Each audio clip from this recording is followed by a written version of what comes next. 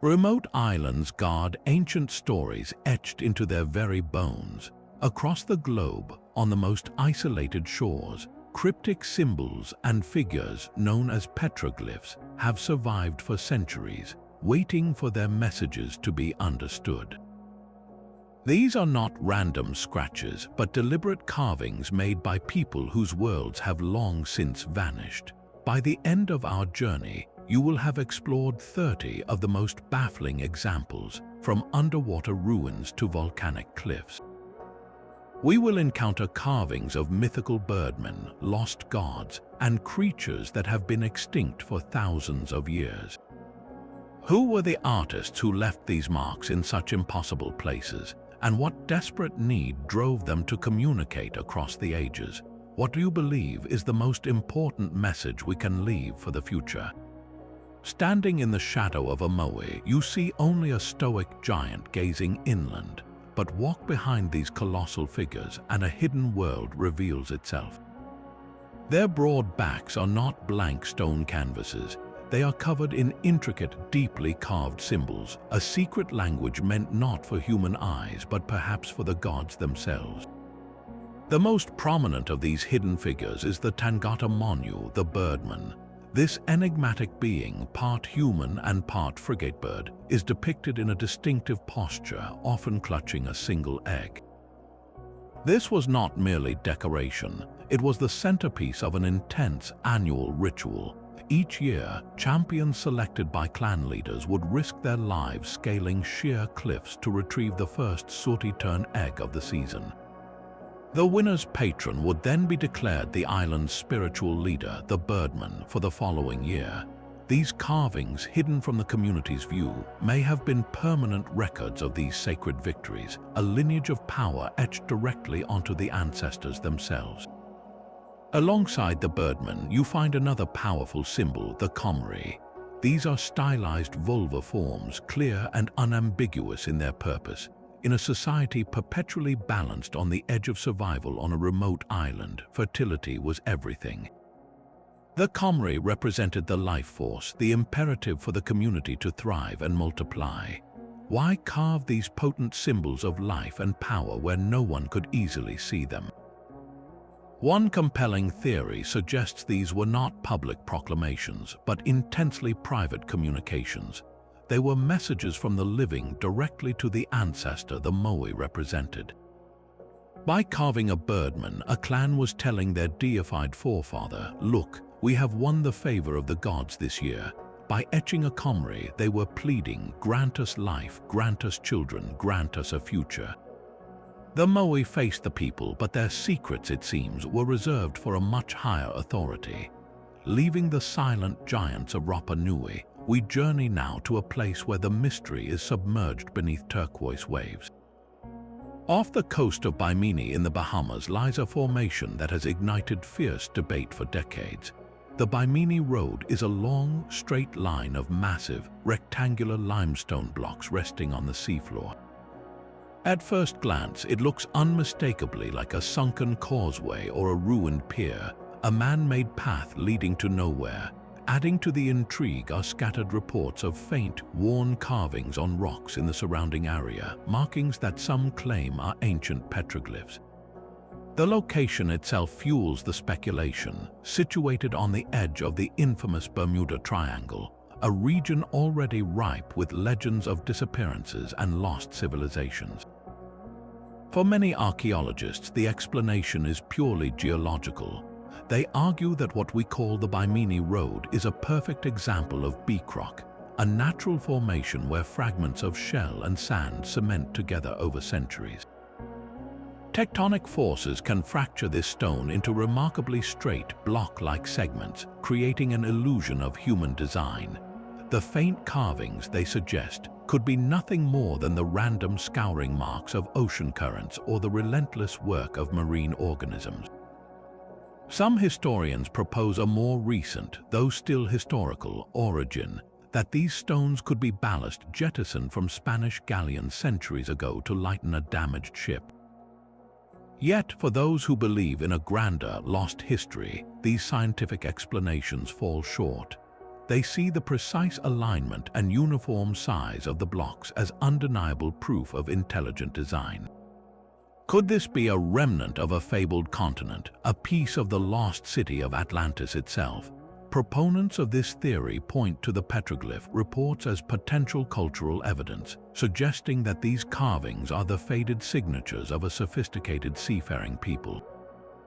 The debate over the Bimini Road is a modern mystery wrapped in an ancient one, a stark reminder that some of the world's greatest enigmas are not found in plain sight, but hidden just beneath the surface, waiting for the tide of understanding to turn. While the hidden carvings on the Moai spoke to the ancestors, other stones on Rapa Nui tell a much more worldly story. Scattered across the island, particularly near the coast, are petroglyphs of magnificent, elaborate canoes. These are not simple dugout logs. They are detailed representations of great Polynesian voyaging canoes, complete with high prows, sterns, and multiple masts, vessels built for epic journeys across the open ocean. These carvings are the island's own memory, etched in stone, of the most daring chapter in its history. They are believed to depict the very canoes that carried the first settlers across thousands of miles of trackless Pacific, a voyage of incredible skill and bravery that ended here, on the most isolated inhabited island on Earth. The presence of these petroglyphs anchors the entire Rapa Nui civilization in a tangible reality. They are a permanent tribute to the navigators who, using only the stars, the waves, and the flight of birds, found this tiny speck of land and made it home. This deep connection to the sea and the skills needed to master it takes on a darker, more ritualistic form at the ceremonial village of Orongo. Perched on the razor's edge of the Rono Kau volcano, with a 300-meter drop to the raging sea below, Orongo is a place of breathtaking beauty and profound tension. Here, the stone is not just a canvas, it is a participant in a high-stakes drama. The entire site is covered in hundreds of bas-relief carvings, and one face dominates them all, the face of Makemake. Makemake was the creator god of the Rapa Nui people, the supreme being who shaped the world. His image is everywhere at Orongo, with his large, round eyes staring out from the rock, a constant, powerful witness to the events that unfolded there. These carvings of Makemake are inextricably linked to the Tangata Monu, the birdman cult we encountered earlier.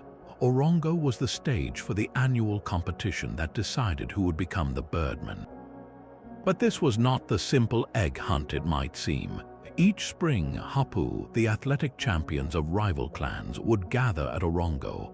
Their task was to descend the sheer, crumbling cliff face, swim through shark-infested waters to the islet of Motu Nui, and retrieve the first sooty-tern egg of the season.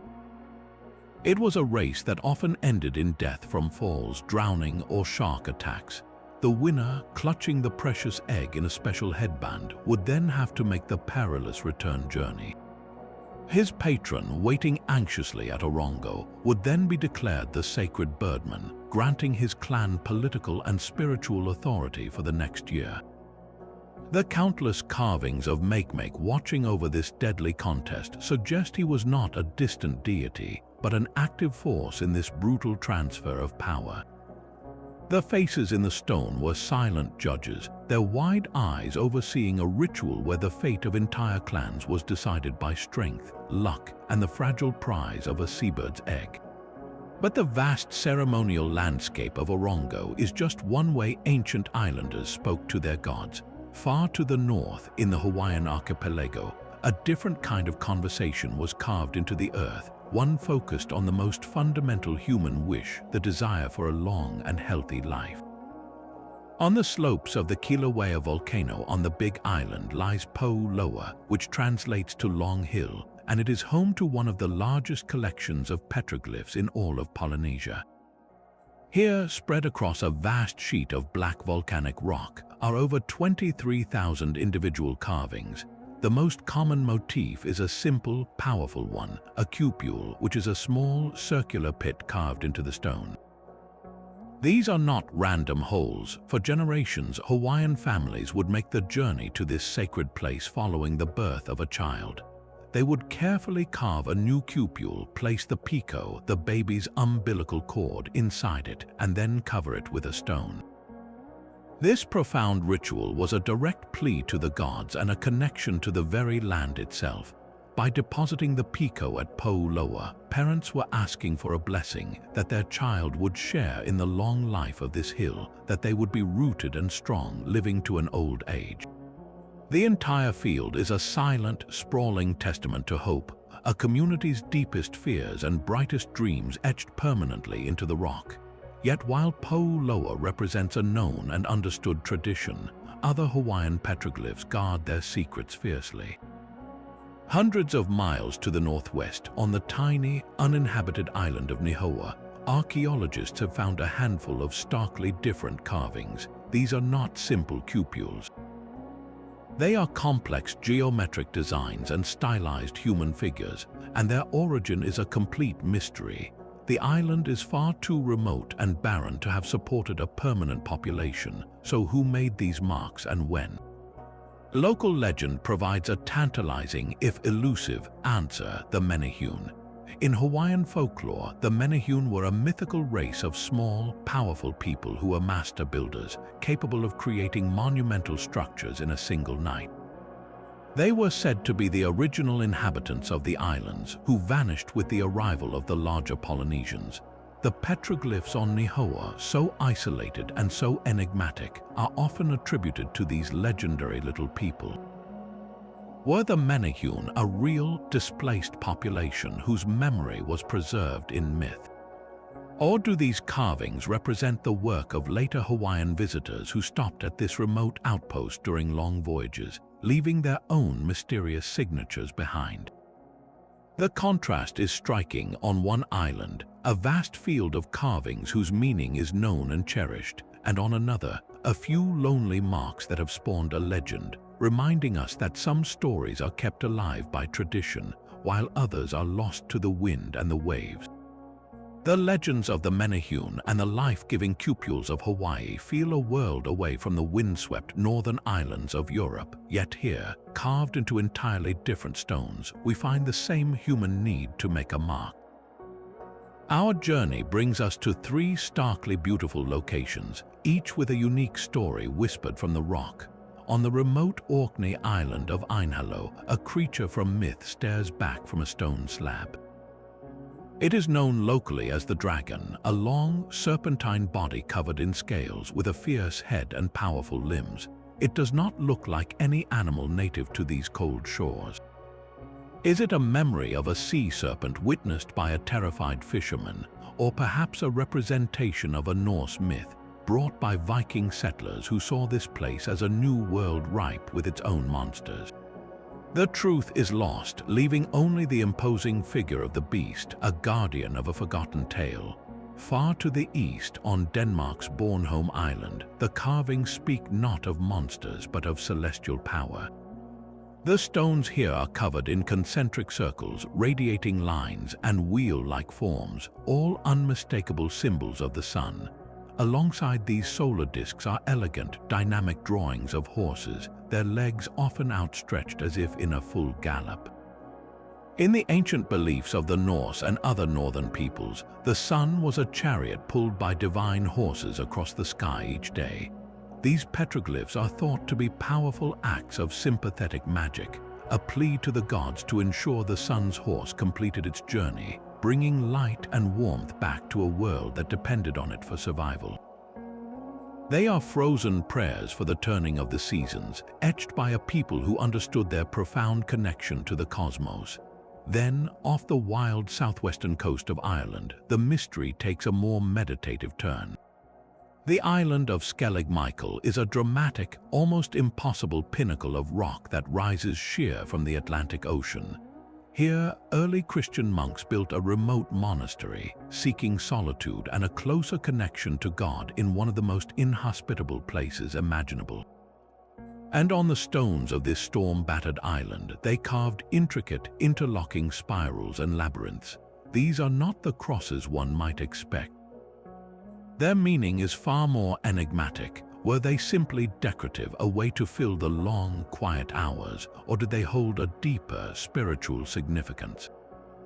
Some researchers see them as maps of the soul's journey toward enlightenment, a difficult path with many turns, but one that ultimately leads to a central truth.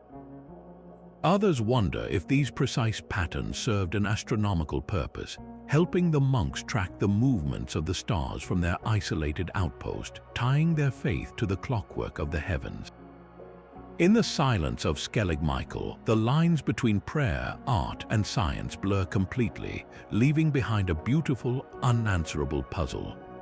The spiritual yearning carved into the stones of Skellig Michael finds a strange and ancient echo far across the world on the volcanic shores of Japan's Oshima Island.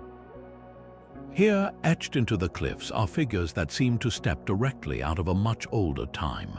They bear a striking resemblance to the famous dogu, the mysterious clay figurines created by the Jomon people, a prehistoric culture that thrived in Japan for thousands of years. The classic dogu are often described as goggle-eyed and cord-marked, with exaggerated, almost alien-like features. To see these same distinctive forms carved on a remote island cliff is profoundly significant. It suggests that the spiritual beliefs and artistic traditions symbolized by the dogu were not confined to the mainland, but were carried across the sea and maintained for generations. These petroglyphs may represent a continuation of a Jomon worldview, a veneration of mother goddesses or spirits of nature, preserved long after the culture itself had faded into history. They are a ghostly imprint of a people who saw the world through different eyes, leaving their vision on the landscape for millennia. Yet if the carvings on Oshima are a clear, if mysterious, human signature, the structures off the coast of Yonaguni Island plunge us into a deep and contentious debate. Just a short swim from Japan's westernmost point lies a massive underwater formation that looks anything but natural. Known as the Yonaguni Monument, it consists of immense, flat terraces, sharp right-angled corners, and what appear to be grand staircases descending into the abyss. Some surfaces show straight, parallel grooves that look like tool marks, and one prominent feature is often called the turtle, for its clear, carved resemblance to the animal. Most compelling to some are the two triangular formations that look unmistakably like human faces with carved eyes and mouths. The entire structure gives the overwhelming impression of a sunken city, a lost pyramid complex swallowed by the sea. The scientific community, however, is deeply divided. Geologists point to the area's strong seismic activity. They argue that the sandstone in this region naturally fractures along straight plains and can be shaped by ocean currents into surprisingly geometric forms. Every feature that appears man-made, they say, can be replicated by the powerful, relentless forces of nature. There is no undeniable evidence of human activity, no pottery, no tools, no burial sites that would typically accompany an archaeological ruin. Proponents of the artificial theory counter with the sheer scale and symmetry of the monument. They ask if nature alone could create such perfect right angles and such a complex, interconnected design. The apparent faces, they argue, are too stylistically consistent with known ancient statuary to be a mere coincidence. Could this be the remnant of a lost kingdom, a prehistoric civilization advanced enough to build such monoliths, only to be lost when rising sea levels at the end of the last ice age consumed their world? The debate over Yonaguni is a perfect storm of mystery, where the line between a natural marvel and a human masterpiece is blurred beyond easy recognition, leaving us to wonder what other secrets the ocean still guards. These ancient Indonesian islands hold stories of connection carved directly into their limestone cliffs. On the small, remote island of Kisar, the rock art speaks of a world linked by the sea. Here, archaeologists have discovered over 1,800 petroglyphs, and a staggering number of them are detailed, elegant depictions of boats. These are not simple canoes, but sophisticated vessels with distinct features like tripod masts, elevated platforms, and ornate pennants flying from their prows. They are portraits of ships built for long, open ocean voyages. What makes these carvings so revolutionary is their clear resemblance to the vessels used in the Dong Son culture, a powerful Bronze Age society based in what is now Vietnam, over 1,200 miles away. This is not a coincidence. The petroglyphs of Kisar are considered hard evidence of a sprawling, prehistoric trading network that connected dozens of islands across Southeast Asia thousands of years ago. This tiny island was likely a vital hub, a stopping point for traders exchanging metals, tools, and precious ornaments. The boat carvings were more than just art. They were declarations of identity and power, a way for the local communities to record and celebrate their participation in a vast maritime world, ensuring that every traveler who came ashore would see their place in this grand network of exchange. Yet the human impulse to mark these islands began far earlier in the deep, dark chambers of Sulawesi. In the Maros Pankep karst caves, we find an even more profound connection to our past. Here, alongside paintings of wild pigs and dwarf buffalo, are dozens of hand stencils. These were created over 35,000 years ago by individuals who placed their hands against the cave wall and blew a spray of red ochre pigment over them, leaving a perfect negative silhouette. These are some of the oldest examples of figurative art ever discovered on our planet. A single handprint preserved for millennia is a breathtakingly personal link to a human being from a time when our species was still spreading across the globe. The meaning of these stencils is elusive. Were they signatures, a way for a person to say, "I was here," or were they part of a ritual, a way to connect the individual's spirit with the powerful, living rock of the cave itself? What is truly compelling is the question of continuity. Did the later artists who carved the majestic ships on Kisar thousands of years later inherit this ancient tradition of marking stone? While we may never know if there was a direct cultural line, the pattern is undeniable.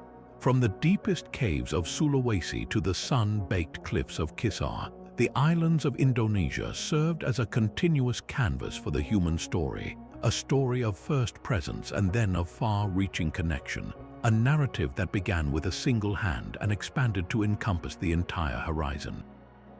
Australia's remote coastlines guard their own ancient libraries of stone.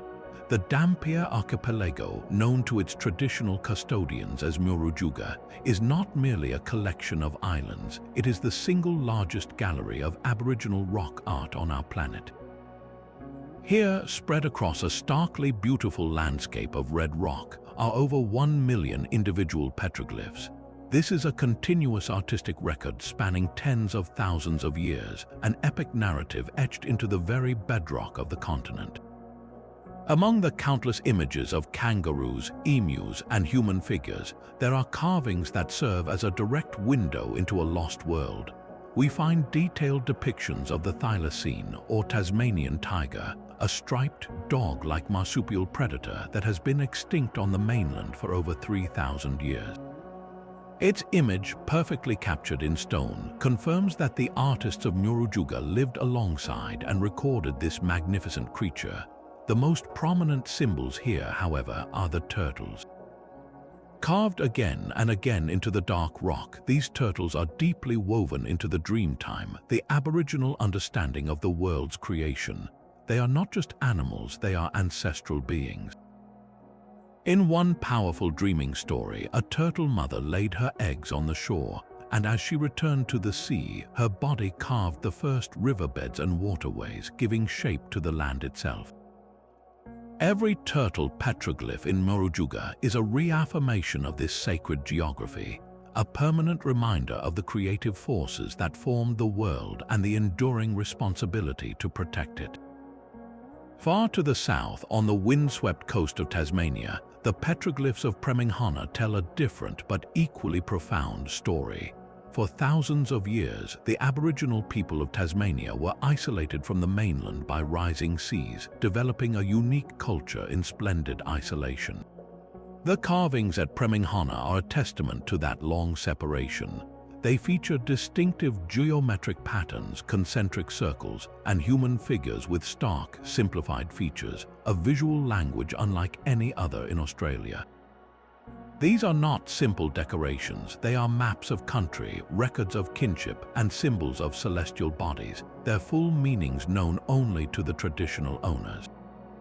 For a long and painful period, these sacred sites were threatened and inaccessible to the Aboriginal community. But in a powerful act of cultural reclamation, the land at Preminghana was returned to the Tasmanian Aboriginal people. Today, elders are bringing young people back to these ancient stones, reviving the stories and ensuring their survival. The rekindling of this connection has transformed Preminghana from a place of quiet mystery into a living landscape of cultural revival, where the enigmatic figures carved in stone are once again speaking to a new generation. These carved faces emerging from river stones and cave walls are the zemes of the ancient Taino people. In Puerto Rico, places like the Caguana Indigenous Ceremonial Park hold powerful stone monoliths, each one carved with a distinct, often geometric face. These were not mere representations, they were physical vessels for the spirits themselves. A zeme could be a god, an ancestor, or a natural force like the wind or the harvest. To the Taino, the world was alive with these powerful beings, and communication with them was essential for survival. A chief or a shaman might visit a cave to speak with a zeme face, seeking guidance or offering gifts of food or tobacco to ensure the community's well-being. The location of these carvings was everything. A riverbed provided a direct connection to the life-giving water, while a dark, echoing cave was a portal to the spirit world. Each encounter was a negotiation between the human and the divine, with the petroglyph serving as the sacred conduit. Yet a very different kind of mystery awaits on the island of Grenada. Deep within the La Podre cave, the rock art shifts from recognizable spirit faces to something far more abstract. Here, the walls are covered with intricate geometric patterns, spirals, and human-like figures that are starkly simplified, almost schematic in their design. They lack the clear, defining features of the Taino zemes, and this is the core of their enduring puzzle. Were these early forms of writing a symbolic language meant to record myths or histories? Could they be astronomical maps charting the stars visible from the island thousands of years ago? Or do they represent the visions of a shaman, spiritual experiences so profound they could only be expressed through pure, non-literal form? Without a direct cultural link like the one we have for the Taino, the petroglyphs of La Podre remain beautifully open to interpretation, a silent code left by a people whose name and world are completely lost to us. The contrast between these two Caribbean sites is a powerful lesson. One culture speaks to us clearly through its spirit faces, while its neighbor communicates in a whisper we are still learning how to hear. The mystery of the Maltese Islands is carved not just into their stones, but deep into their very foundations. At a site known as Misragar Il Bur, the limestone plateau is scarred by a bewildering network of parallel grooves, so deep and so precise they look like railway tracks carved by giants. These are the famous cart ruts, and their true purpose has been debated for centuries. They run for hundreds of meters, sometimes crossing each other in complex junctions before disappearing abruptly over cliff edges. At first glance, they seem to be the obvious result of wheeled carts, perhaps carrying heavy stones for temple construction, wearing deep ruts into the soft rock over generations. But this simple explanation quickly unravels. The grooves are often far too deep for practical cart use, and some tracks run in places so steep and treacherous that no cart could possibly have navigated them. So if not for carts, what were they for? Alternative theories are just as compelling. Perhaps they were guides for sleds laden with massive stone blocks, a more stable method for moving the enormous megaliths found in the temples. Others suggest they were part of an ancient irrigation system, channels designed to direct precious rainwater to specific areas. The most intriguing idea proposes they had a ceremonial function, a processional pathway for rituals that moved from the island's interior out toward the sacred sea. With no written records to provide an answer, the cart ruts remain a silent, sprawling puzzle, a testament to an organized society whose daily logistics are now completely lost to us. Yet while the cart ruts speak to the movement of people and goods, the temples themselves reveal what those people worshipped. Inside the monumental structures of Haga Kim, we encounter figures of a very different kind. These are the famous fat lady statues, corpulent female forms with massive hips, thick thighs, and pendulous breasts, often depicted reclining in a posture of serene power. The name Fat Lady is a modern simplification, for these figures were almost certainly representations of a supreme mother goddess, a deity of fertility, abundance, and the cycles of life and death. In a society living on a small, isolated island with limited resources, the survival of the community depended on the fertility of its people, its animals, and its land. The exaggerated physicality of these statues was not a literal portrait, but a powerful symbol of this life-giving capacity. They were the focus of intense rituals where offerings would be made to ensure healthy children, successful harvests, and the continued bounty of the earth. One of the most remarkable features at Haga Kim provides a stunning clue to how these rituals may have worked. A specific chamber within the temple is designed so that during the summer solstice, the rising sun aligns perfectly with a small, oval stone aperture, casting a beam of light directly onto a carved stone slab inside. This was no accident. It was a precise astronomical alignment connecting the power of the goddess with the most potent day of the solar year. In this sacred space, the corpulent figures were more than just carvings. They were vessels of a divine force, their forms echoing the fertile roundness of the earth itself. Watching over a people who understood their existence was a fragile gift from a powerful and generous mother. But the ancient impulse to map the heavens was not confined to the cold northern islands. Far to the south, in the warm azure waters of the Indian Ocean, the granite outcrops of Arid Island in the Seychelles bear their own celestial cipher. Here, the carvings are deceptively simple, just a series of concentric circles and radiating lines etched into the hard pink rock. At first glance, they could be mistaken for random doodles, but their placement and repetition suggest a deeper purpose. These are not the complex figures of gods or animals found elsewhere. They are pure pattern, the kind of design a person might create to represent the sun, with its central point and bursting rays, or perhaps a star in the night sky. On a small, remote island where the horizon is a perfect, unbroken circle of sea and sky, tracking the sun's journey and the turning of the constellations would have been a matter of survival for early navigators and settlers.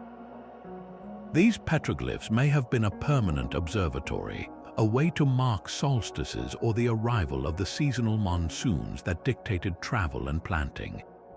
They are a quiet, elegant testament to a people who looked to the cosmos for guidance, leaving behind the most fundamental map of all, a chart of the lights that guided them across an empty ocean. This delicate act of preservation on granite stands in stark contrast to the fragile canvas of the Maldives. On the island of Fuvahmulah, the challenge is not interpreting the carvings, but finding them before they vanish completely. Here, the rock is not stone, but soft, porous coral. Early settlers carved their symbols directly into this fragile surface, a medium that is constantly under assault by wind, salt, and the relentless tropical rain. Every groove they cut is being slowly, inevitably erased by the elements. The few petroglyphs that have been discovered are often faint, ghostly impressions. They include simple geometric shapes, cup-like depressions similar to those in Hawaii, and what appear to be rudimentary boat designs. Each one is a precious, fleeting clue. In an archipelago where organic materials like wood and cloth decay in a matter of years, these fading marks in the coral are among the only physical links to the very first people who dared to call these low-lying atolls home. They hint at a culture that also revered the sea, marking their presence not on enduring granite, but on the very substance of their island world, a temporary signature on a shore that itself may one day be reclaimed by the waves. Yet even these fading coral records are not the final word in isolation. Further east, where the Pacific Ocean stretches into an immense and empty blue, lie island chains so remote they feel like the very edge of the world. On Florina Island in the Galápagos, the mystery is not in grand monuments, but in faint, almost hesitant scratches on volcanic rock. The carvings themselves are simple, often just lines, circles, and a few crude human figures. Their power comes entirely from their location. Who could have made them? The islands were officially discovered by the Spanish in the 16th century, but these markings could be far older. Some researchers dare to suggest they are the work of pre-Columbian sailors from South America, intrepid mariners who reached these legendary, enchanted isles centuries before Europeans, only to turn back without leaving a more permanent trace.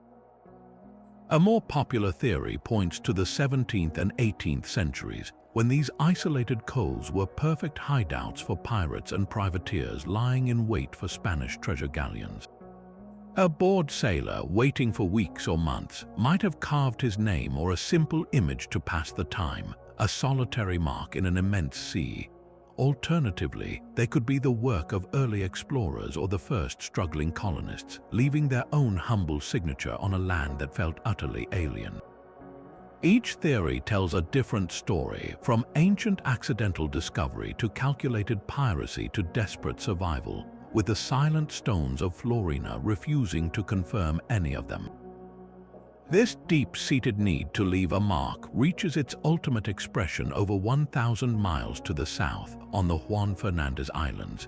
This is the archipelago that gave us the real-life story of Alexander Selkirk, the marooned sailor who inspired the novel Robinson Crusoe.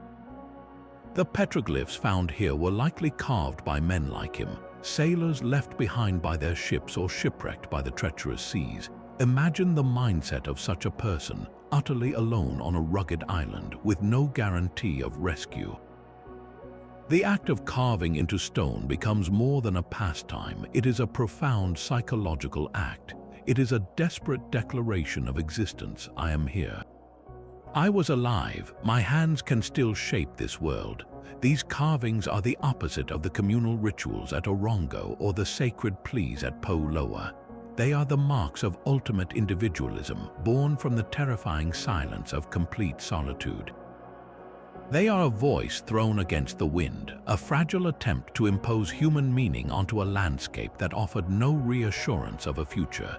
In these two remote archipelagos, the petroglyphs strip the human story down to its barest essentials, asking us what we would carve into the stone if we were the last person on Earth. From the solitude of the Juan Fernandez Archipelago, we find our way back to the well-traveled sea lanes of the North Atlantic, where two island groups hold the marks of two very different worlds. On the Faroe Islands, specifically on the island of Sandoy, the rock carvings feel like pages from a Viking sailor's personal logbook. Etched into the stone are the unmistakable forms of Norse longships, their tall, curved prows slicing through the waves even in stillness. Alongside these vessels are runic inscriptions, the angular alphabet of the Vikings. These are not the grand pronouncements of kings, but the personal notes of explorers and settlers. A typical inscription might simply state, "Leifa raised these runes," or "Gunnar passed this way with a fair wind." They are historical records in the most direct sense, the equivalent of a traveler today carving their name and the date on a landmark. These carvings confirm the island's role as a vital stepping stone for the Norse expansion across the Atlantic, a place where crews could rest and repair their ships before pushing further west toward Iceland and Greenland. They are a testament to a culture of movement and exploration, leaving behind a clear, decipherable signature of their presence. Just a few hundred miles to the southeast, the story carved into the Shetland island of Mausa is far more ancient and enigmatic. Here, near the island's stunningly preserved Iron Age broch, a massive round tower of stone, The carvings are not runes or ships, but intricate spirals and complex knotwork. These swirling, interlocking patterns are characteristic of the Pictish people, the mysterious inhabitants of northern Scotland who fiercely resisted the Romans and whose culture was eventually absorbed by the arriving Scots. The carvings on Mousa are almost certainly older than the Viking marks in the Faroes, representing an entirely different artistic and spiritual tradition. Unlike the straightforward, historical declarations of the Norse, Pictish knotwork is symbolic. Its endless, unbroken lines are thought to represent eternity, the cycles of life and death, and the interconnectedness of all things. The spiral, a motif found in ancient sites across Europe, could symbolize the sun's journey, the changing seasons, or the path into the otherworld. Standing before these carvings, you are not reading a name, you are gazing into a worldview. The contrast between these two neighboring archipelagos could not be starker. In the Faroes, the Vikings left a record of where they were going. On Shetland, the Picts left a meditation on what it meant to be. One culture announced its journeys across the sea, while the other contemplated the deeper currents of existence itself, their silent spirals echoing the timeless rhythm of the ocean that surrounded them. The spirit of the journey continues in the Western Pacific, where the stone speaks not just of life, but of the sacred passage into death. Deep within the labyrinthine Taban caves of Palawan in the Philippines, the story of one of Southeast Asia's earliest known inhabitants, Taban man, is intertwined with a profound burial tradition. Here, nestled in the cave's high ledges, ancient communities placed their deceased inside large, beautifully crafted ceramic jars, a practice meant to safeguard the soul for its journey to the afterlife. Guarding these sacred spaces are petroglyphs etched into the cave walls, often featuring bold, geometric designs and stylized human forms. These carvings were far more than simple decoration, they were spiritual sentinels. In the flickering light of torches, these figures would have watched over the dead, their silent presence a form of perpetual prayer, a protective barrier between the world of the living and the realm of the ancestors. The act of carving itself may have been a crucial part of the funerary rite, a way to permanently fix the community's care and reverence into the very rock, ensuring the deceased would not be forgotten and their spirit would remain at peace. This powerful connection between carved stone and the afterlife finds a different, monumental expression over 1,000 miles to the east on the island of Guam. Rising from the ground are the iconic Lotte stones, towering pillars of coral stone capped with a hemispherical stone dome. These structures, unique to the ancient Chamorro people, served as the foundations for important buildings, literally lifting the community's homes and meeting houses above the earth. While the Lotte stones themselves are colossal achievements, the mystery deepens on the rare stones that bear carvings. Etched into the hard coral are stylized faces, fish, and other symbols whose precise meanings are now lost. Why would only a select few of these immense pillars be marked in this way? The answer likely lies in the very structure of Chamorro society. These were not merely functional posts, they were statements of identity and power. A Lotte stone set with a carved face might have represented a revered ancestor forever watching over the clan. A stone etched with a specific fish could have declared the family's prowess as master fishermen or their right to a particular fishing ground. The size of the Lotte stone and the presence of carvings were probably direct reflections of a family's social standing, their wealth, and their history. The largest, most intricately marked stones would have belonged to the highest-ranking clans, their designs serving as a permanent public coat of arms carved in coral. So, from the guarded jar burials of the Taban caves to the stately pillars of Guam, the petroglyphs of the Western Pacific reveal a common thread, a deep-seated desire to anchor human identity and spiritual belief into the landscape, creating a world where the living and the dead, the individual and the clan, were forever connected by the marks left in stone. Even as the Lotte stones of Guam speak of human achievement, other island carvings tell a quieter, more cautionary tale about the creatures that shared these isolated worlds. In the remote Mascarenes Islands, the stone holds the memory of two iconic and ultimately tragic island giants. On the ultra-isolated Aldabra Atoll, a UNESCO World Heritage Site so pristine it's often called a natural time capsule, the petroglyphs present a charming puzzle. Etched into the limestone are clear, unmistakable depictions of the atoll's most famous residents, the Aldabra giant tortoises. These are not crude scratches, but careful renderings of the tortoises' distinctive domed shells and column-like legs. Their presence is deeply intriguing, for Aldabra was never permanently settled by humans. So who made these carvings and why? The most likely artists were early Arab or European sailors who used the atoll as a temporary stopover. After weeks at sea, encountering these placid, ancient creatures, some of the largest tortoises on Earth, must have been a marvel. The carvings were likely not ritualistic, but a form of personal record, a sailor's way of saying, "We saw these incredible beings here." They are a snapshot of a first encounter, a moment of wonder frozen in time, capturing an ecosystem in perfect balance. A similar, yet far more sorrowful, story is carved into the rocks of Rodriguez Island, hundreds of miles to the east. Here, the petroglyphs are believed to depict the Rodriguez solitaire, a massive, flightless bird that was a close relative of the infamous dodo of Mauritius. The solitaire was a unique and remarkable creature, but it was tragically unprepared for the arrival of humans and the rats, cats, and pigs they brought with them. It was hunted relentlessly for its meat, and its habitat was destroyed, leading to its complete extinction by the late 18th century. The carvings on Rodriguez are haunting.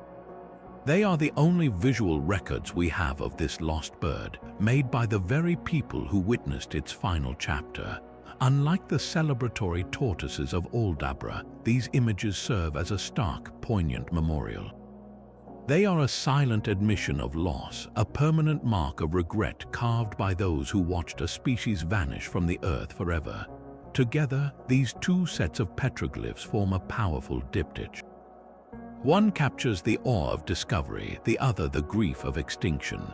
They remind us that our ancient impulse to carve our stories into stone also chronicles our relationship with the natural world, a relationship that can be one of wonder, but also one of irreversible consequence.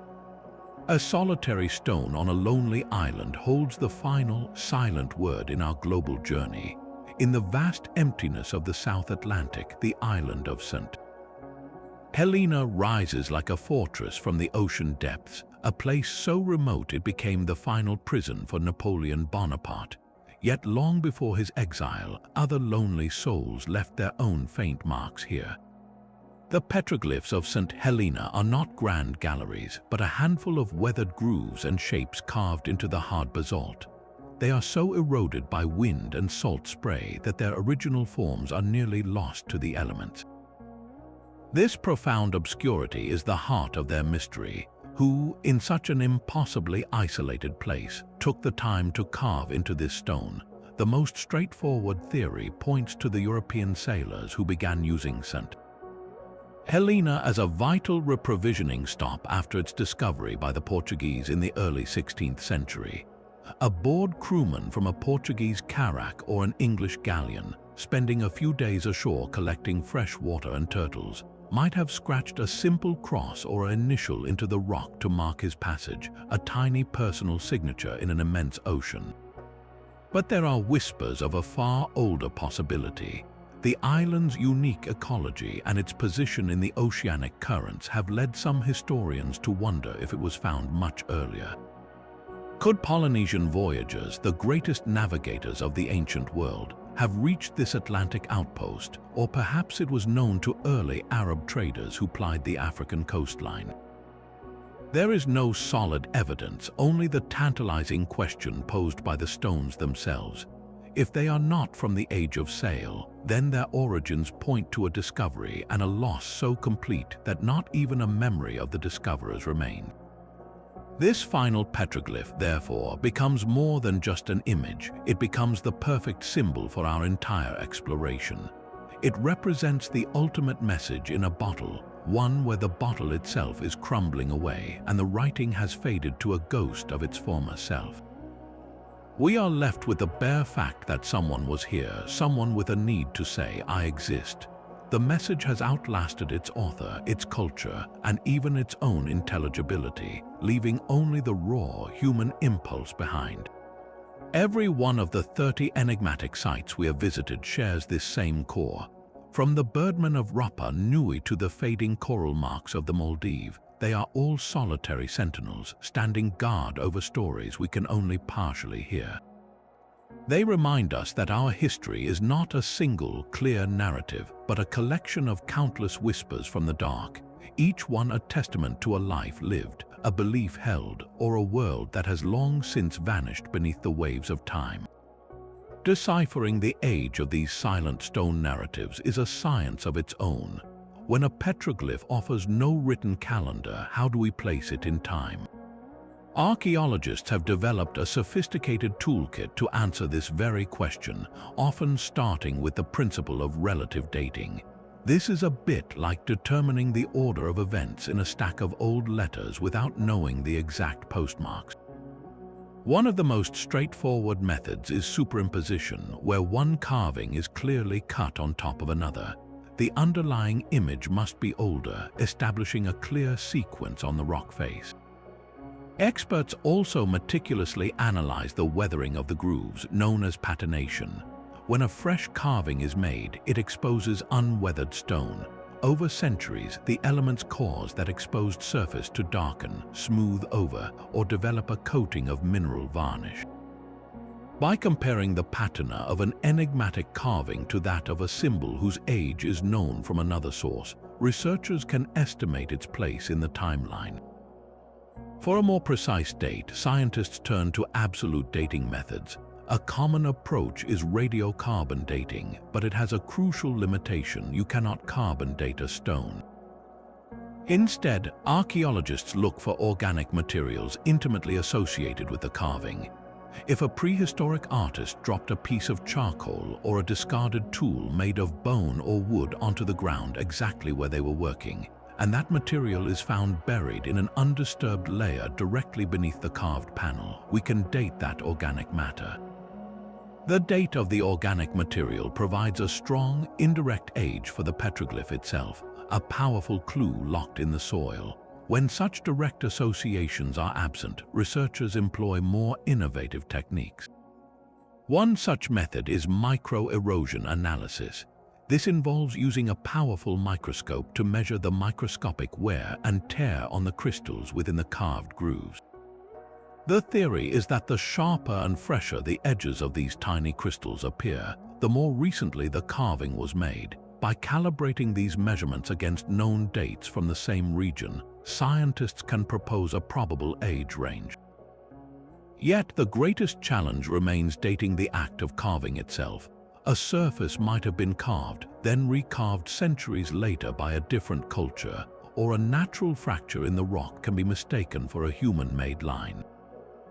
Each petroglyph is a unique puzzle, requiring a blend of geological knowledge, chemical analysis, and a deep understanding of the cultural context to even begin to understand its true age and the message its creator hoped would last forever.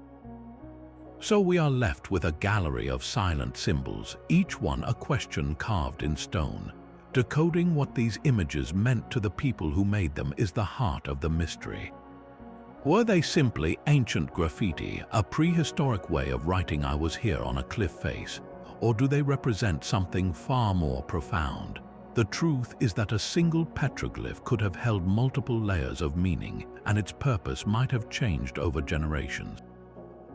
Take the birdman of Easter Island. We see a powerful figure, half human and half frigate bird, clutching an egg.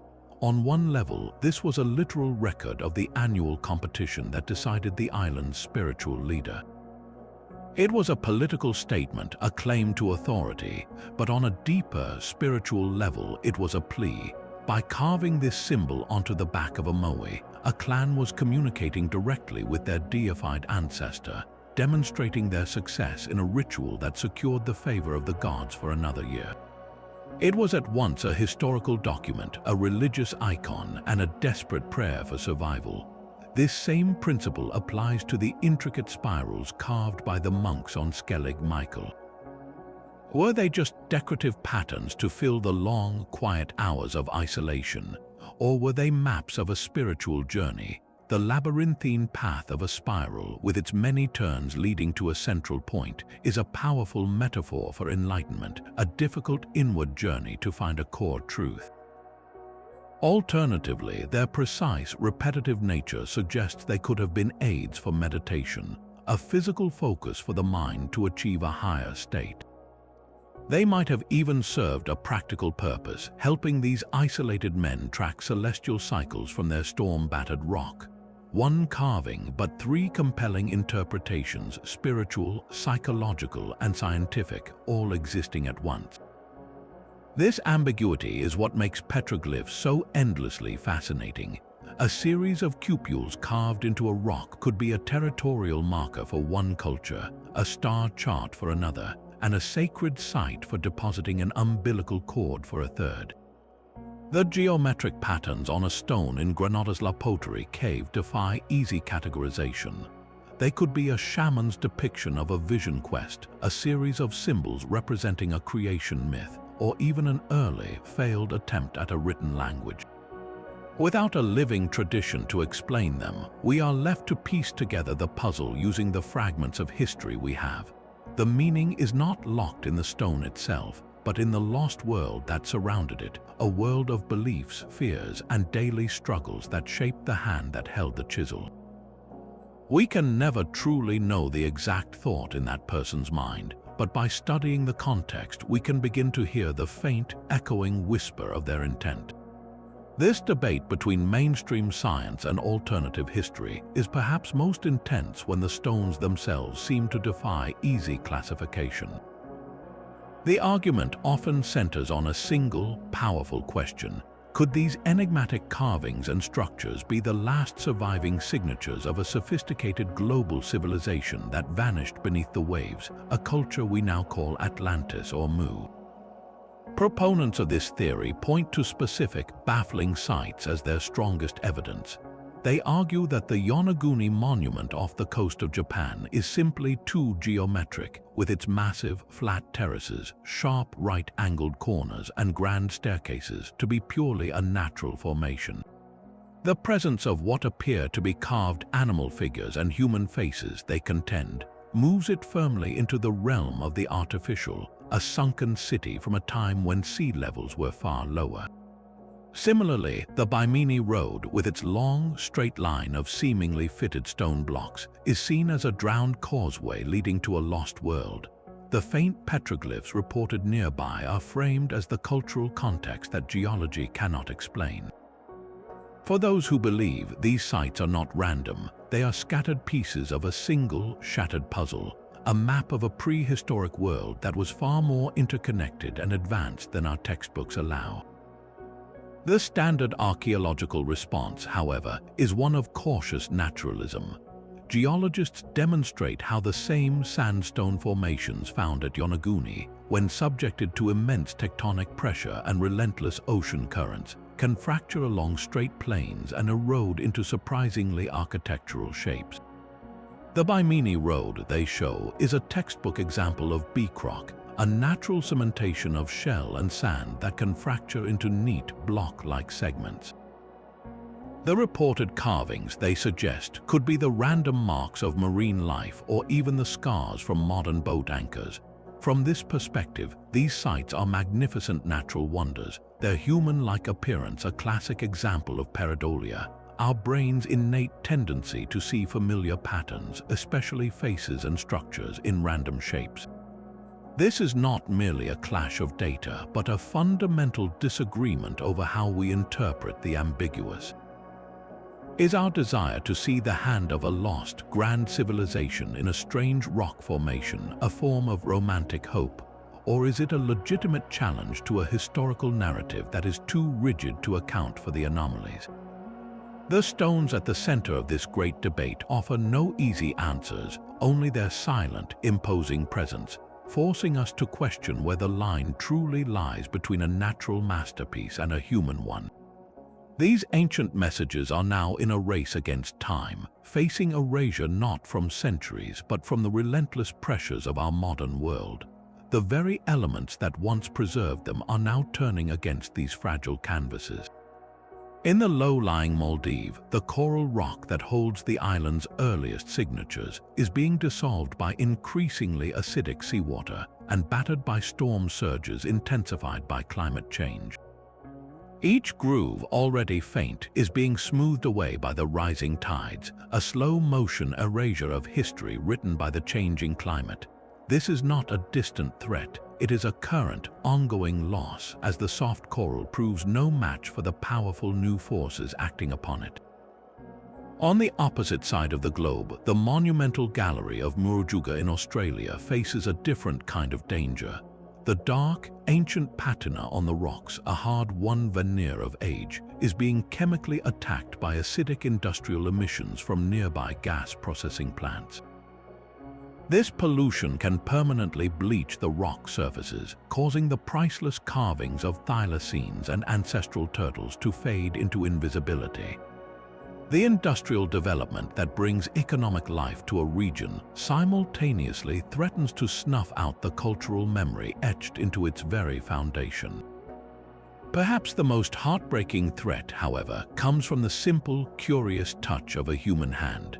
The natural oils from our skin, repeated over and over by thousands of well-meaning visitors, can create a biofilm on the rock that accelerates biological growth and weathering. A single gentle caress might seem harmless, but multiplied by millions, it literally wears the art away, smoothing the sharp edges of a story that has survived for thousands of years into an unreadable blur. The fight to preserve these petroglyphs is a complex battle on multiple fronts, employing everything from simple physical barriers and digital 3D scanning to complex chemical treatments that stabilize the stone. It is a global effort to protect these whispers from the past, ensuring that the silent questions carved into island stones will still have a voice for generations yet to come. From the fading coral of the Maldives to the towering Moai of Rapa Nui, we have journeyed across 30 remote islands following a trail of stone whispers. Each of these enigmatic carvings, whether a plea for life, a map of the stars, or a declaration of existence, shares a single, powerful origin: the unyielding human need to make a mark. The artists who held those stone tools may be nameless to us now, their cultures and languages swallowed by time, but the impulse that moved their hands is as familiar as our own. It is the same drive that leads us to write a message, to paint a picture, to build something meant to outlast our own brief lives. We look at the birdman and see their politics and prayers. We study the cupules and feel their hope for a child's future. We trace the spirals and sense their search for meaning in a vast universe. The specific messages may be lost in translation across the millennia, but the fundamental act of communication remains, a bridge built from stone that connects their humanity directly to ours. These petroglyphs do not demand that we decipher their every secret. Their true power lies in their ability to ignite our curiosity, to pull us out of our own time and into a shared story of wonder. They remind us that our world is layered with hidden histories, that every landscape holds stories waiting to be noticed, so we turn the question to you. After this global journey, which of these 30 sites captured your imagination most completely? Was it the haunting image of the lost Rodriguez Solitaire, or the mysterious faces of Yonaguni sleeping beneath the waves? Share your thoughts in the comments below and tell us which mystery you would most want to see solved. And the next time you walk through your own local landscape, look a little closer at the stones and the old walls. You might just find that the impulse to leave a message is etched everywhere, an unbroken chain of curiosity stretching from the most remote islands all the way back to your own doorstep.